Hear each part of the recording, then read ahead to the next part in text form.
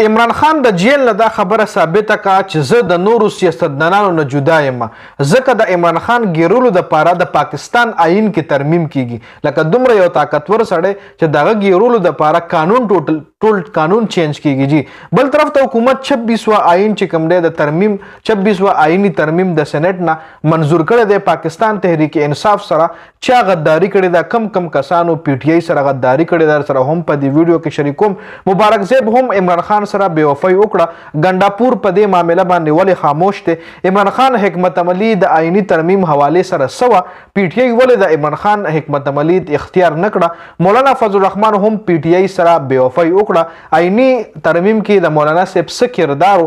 مولانا صاحب کچری مولانا صاحب غوښتلو چې دا آئینی ترمیم ونشي نو بیا نشو کېده. دا ټول تفصيلات در سره په دې ویډیو کې شریکوم. ویډیو خپل هم مکمل ګورئ او مخکې ملګرو سره ضرور شریک کړئ. ټول نه پیره چې دا کوم آئینی ترمیم شوی دی په دې حواله سره ټول نه پیله په دې ډسکشن کوو. حکومت غټه کامیابی ترلاسه کړې ده.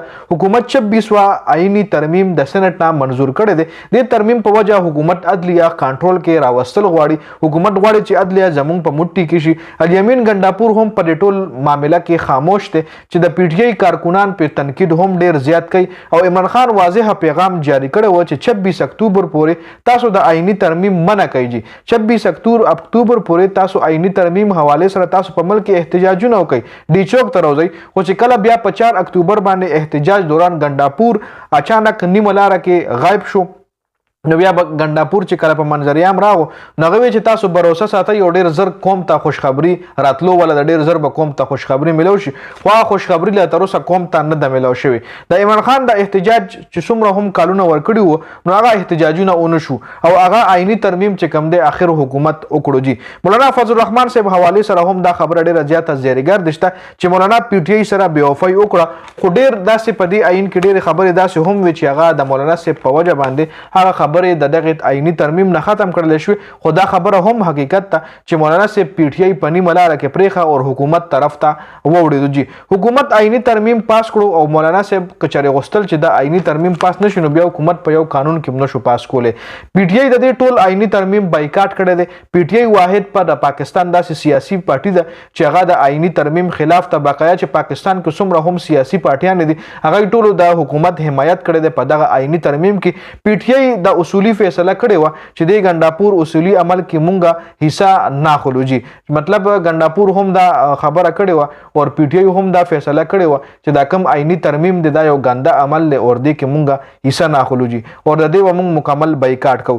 اوس دا آئین کچری امپلیمنٹ کیږي آئینی ترمیم کیږي نو خامخا پی ټی آی به احتجاجونه کوي. د 26وی آئین ترمیم صرف یو مقصد دی ځکه حکومت غواړي چې عدلیه خپل کنټرول تراولي د خپل مرضی جج کینی او بیا دغه نه د خپل مرضی فیصله هم واخلي.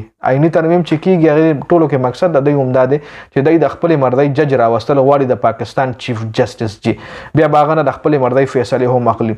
د قومي اسمبلی آئینی ترمیم منظورولو د پاره حکومت سره 224 خپل سیټونو چې 8 ور سره د مولانا صاحب یوځای شو نو 220 سیټونه شو او آئینی ترمیم د پاره حکومت له 224 سیټونه ریکوایرډ چې بیا 4 چې کوم دی غي د پی ټی آی کسان ځان سره یوځای کړی دي 4 نه بلکې 5 225 سیټونو سره حکومت په قومي اسمبلی کې هم آئینی ترمیم کړی دی جی.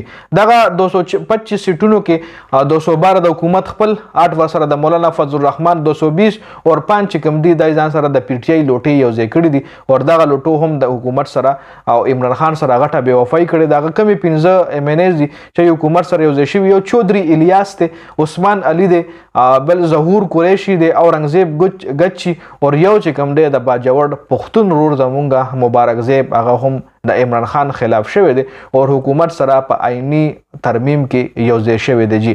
نو دا اپډیټ سو خپل رائے کمنټس کوي. د ویډیو کتلو زیاته مننه جی. والسلام.